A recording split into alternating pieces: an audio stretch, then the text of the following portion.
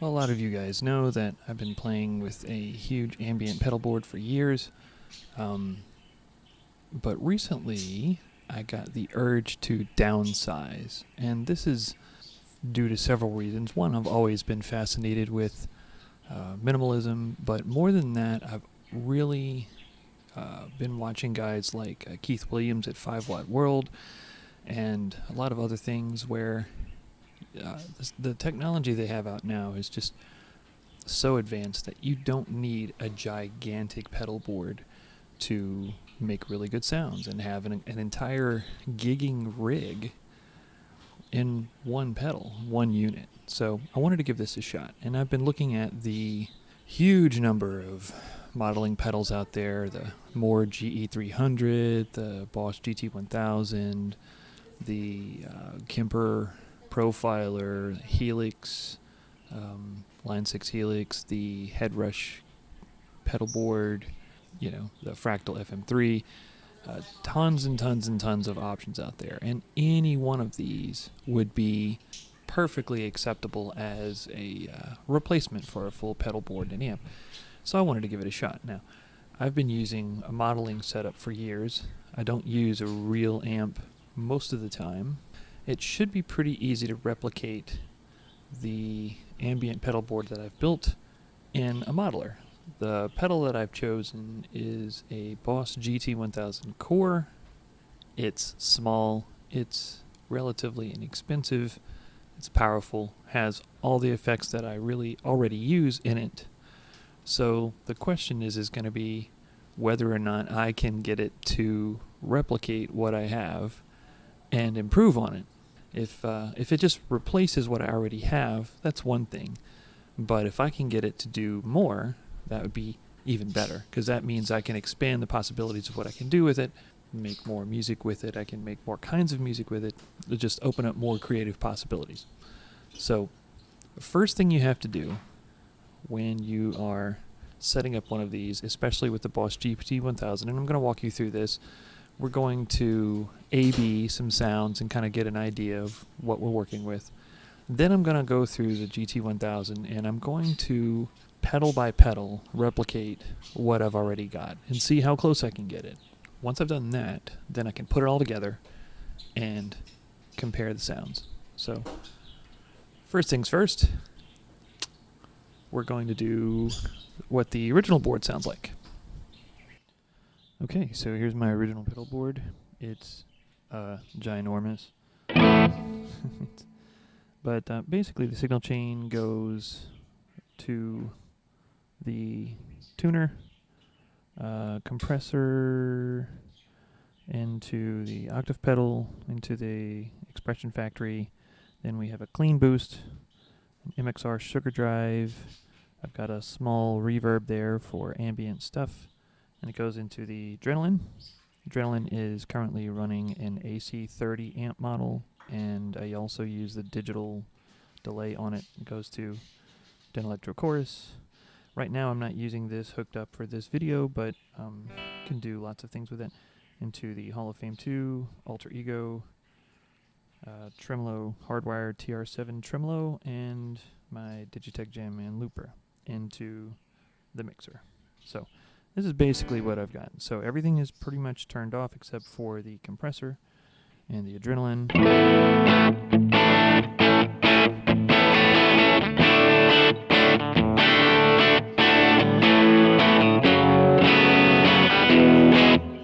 So if I'm going to do ambient music, and I do this a lot with church music too, I'll use this as a starting point, and then I will add in delay, reverb, chorus, more delay, maybe tremolo, some boost, things like that. So it sounds like this.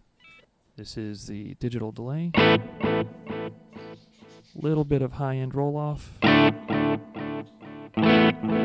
overall pretty clean. Not too bad, right? Okay.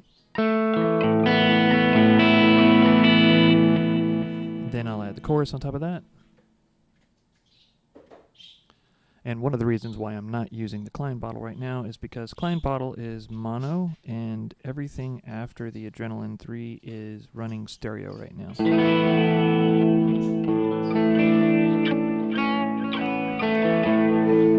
Also, I'm using my Mexican Strat, you know.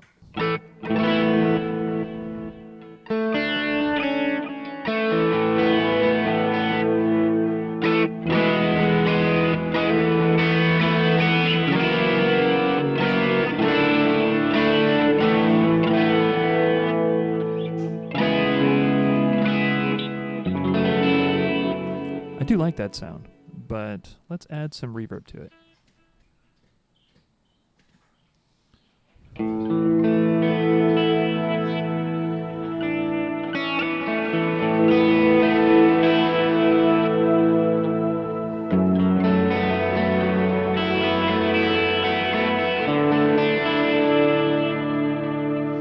Sometimes I'll run it on the shimmer setting, sometimes I'll run it on the mod setting. Both of them are really good, but if I've already got chorus running, then you don't really need mod on the reverb.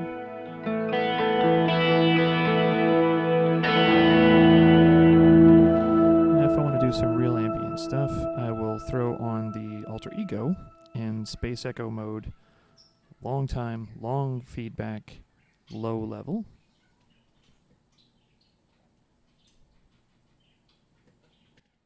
And what that does is give us a nice wash after the end.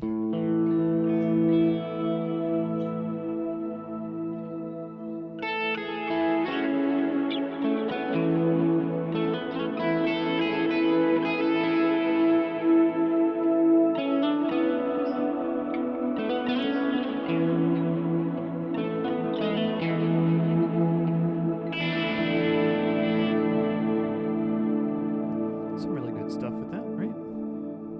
Sometimes if I want to do a lead tone, mostly what I do for ambient stuff is I will turn all the extra stuff off and turn on the overdrive and give it a lead tone, and then I'll noodle over that. So something kind of like this.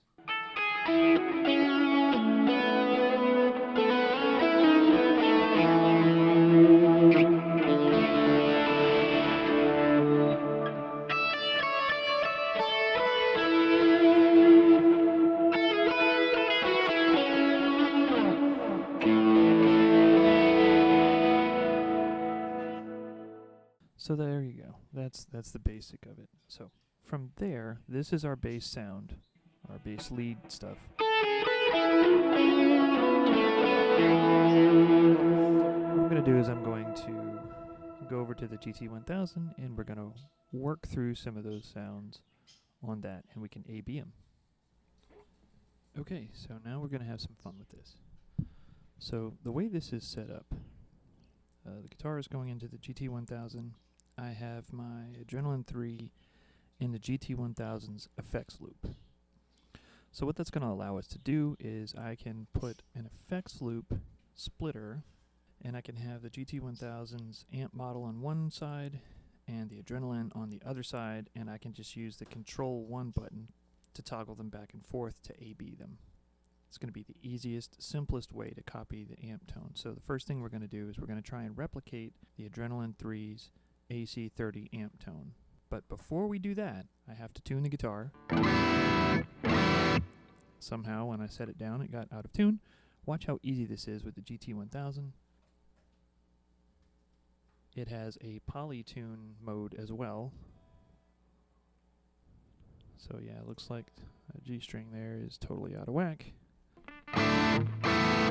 Okay, that's better.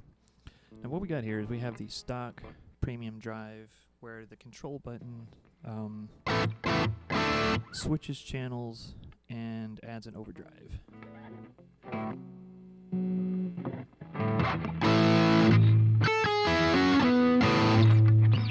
But that's not really what we're going for. So first things first, we tune the guitar. The second thing we're going to do is we're going to set the input volume. And this is how you do that. For every guitar you have, and if you've been playing for a while and you have a lot of guitars, you know this. Every guitar has a different output level. Active pickup guitars generally are a lot hotter. Ceramic humbuckers are hotter. Alnico single coils are lower output. So what you want to do is you want to have roughly an even input no matter what guitar you use. Now the GT-1000 has I forget how many, input slots. So you can actually set the input plus or minus 16 decibels for every guitar you have. I have 7 guitars. I can adjust the input levels on all 7 of them in the GT-1000 and store them so that whatever one I plug in, I just go to input, set it, and it already knows for that guitar how hot to attenuate the input signal. I'm going to show you now. This is my Strat, so I'm going to show you how to do this.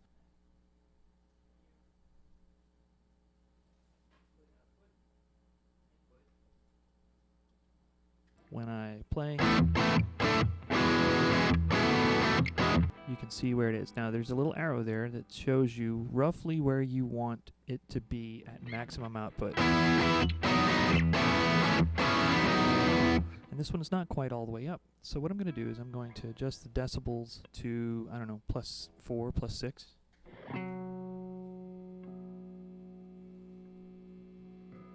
So now when I'm strumming,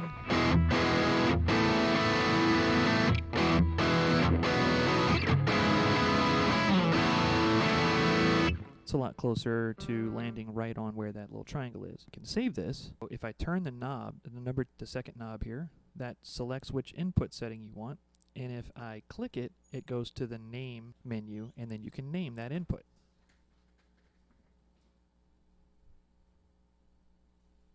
And you store that one, and then from that point on, if you want to use that guitar, you just select that one as your guitar you're using. Boom, input is set. I have 4 electrics, a bass, and 2 acoustics, and I can set all of them so that they all have the proper volume going into it, because that will affect how the amp models and stuff work. So the next thing we're going to do is we're going to go into the actual effects chain, and instead of having them having an amp on one side and an amp on the other side that you can switch back and forth, what we're going to do is we're going to turn off the second one and use the number 1 effects loop, which will let us substitute the adrenaline. I'll show you how to do that. When you're changing effects in the effects chain, you hit the effects button. You use the select knob to scroll through all the effects, and you can edit them like that. If you want to move an effect, you hold down, you actually press the select knob and turn it, and it will move whatever block you're on to anywhere in the chain you want it. So you can see here, we've got our splitter, our number 1 splitter, and on the top channel is an amp, and the bottom channel is a distortion in an amp, right?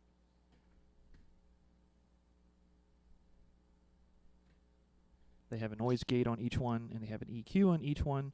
We don't need the EQ or the noise gate right now, so I'm going to turn those off and the distortion off as well.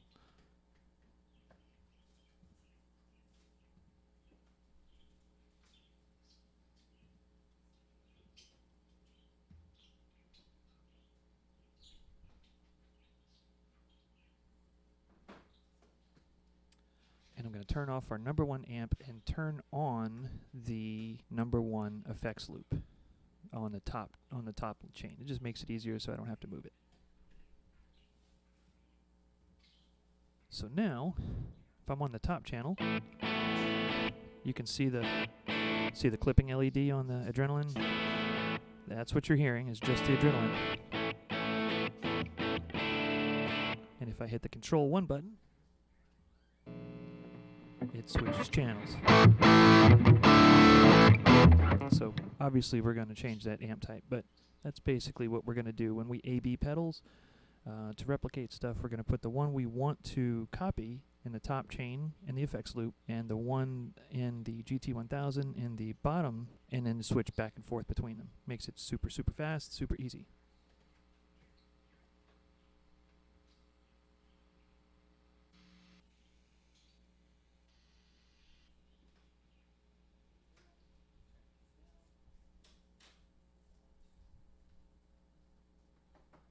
Turn the gain down to about 60.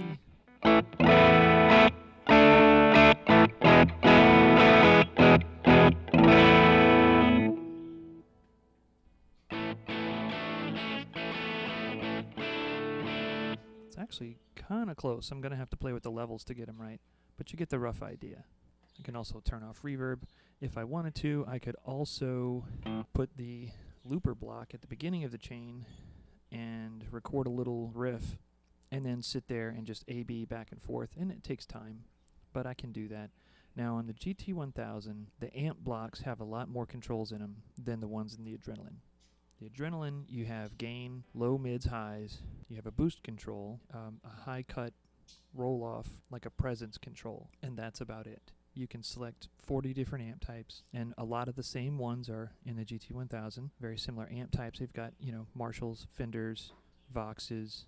You've got some bass amps, stuff like that. You've got like a clean acoustic preamp. Pretty good comparison feature-wise there. The Core, I think, has more and better ones, but we're going to have to tweak them and see. My goal is to get the same rough sound as the Adrenaline, but with more dynamics and headroom. But I want the same basic tone. I'm not trying to recreate the Mona Lisa here. I just want to get it really close, tweak it a little bit, and so that it's usable. It doesn't have to be an exact copy of my old tone. I just want it to get it in the ballpark, right? So this is the Adrenaline.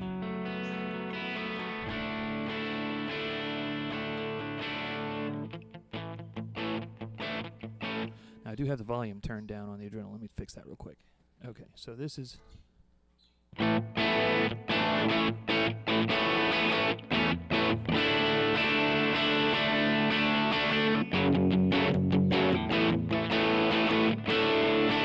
it's a pretty good post-rock kind of edgy kind of sound, which is what we're looking for. That's pretty much what I want. So let's switch to the GT-1000 again.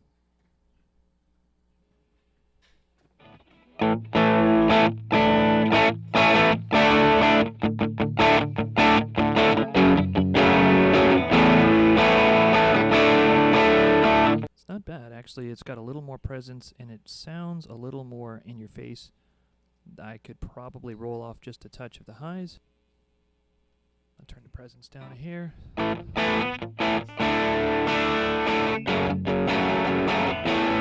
It's not bad.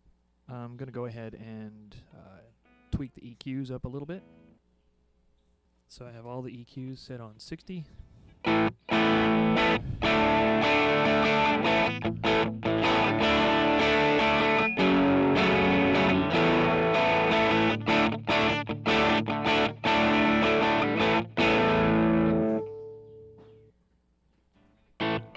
Back to the Adrenaline.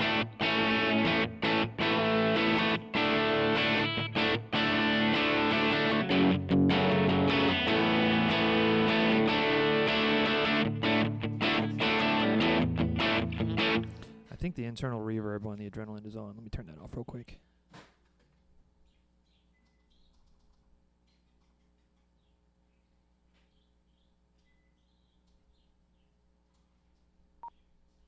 All right, there we go. So no reverb. I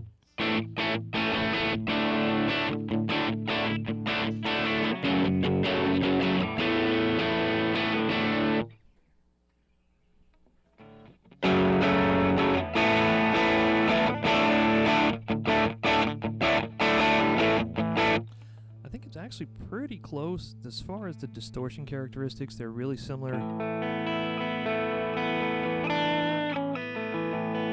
It seems like the GT has a little bit more clarity and a little bit more presence. I may drop the presence down a little bit more just to kind of give it a little less fizz on the top. But even that, even now, it's really not bad. It does sound like it has a little more, like a little more mids to it than the Adrenaline does, which I'm okay with that. I can EQ that to taste. But it's pretty close.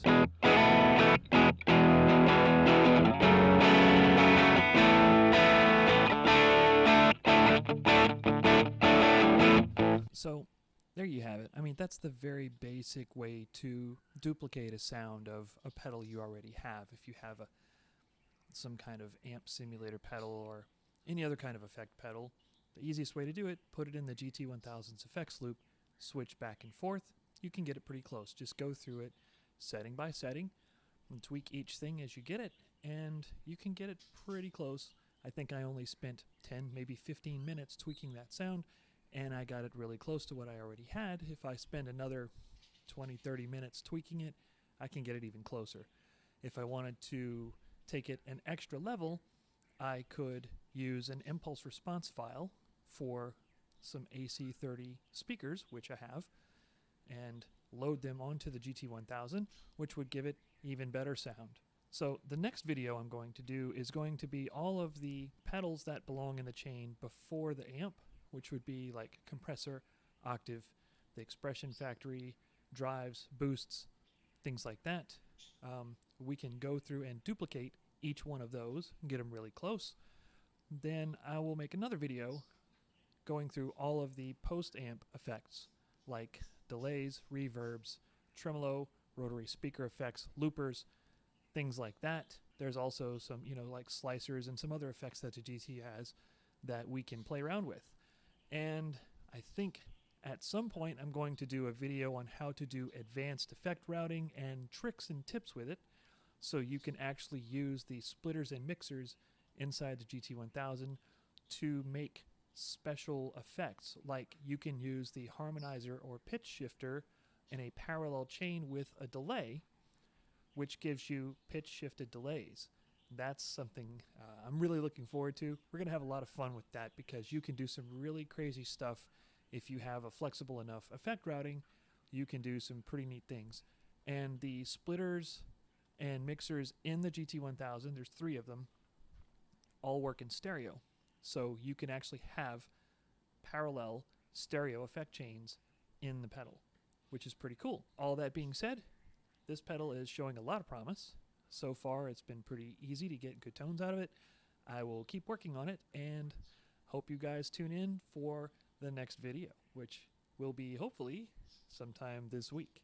We'll see. Thanks for watching. Appreciate your support, and I hope you enjoyed it.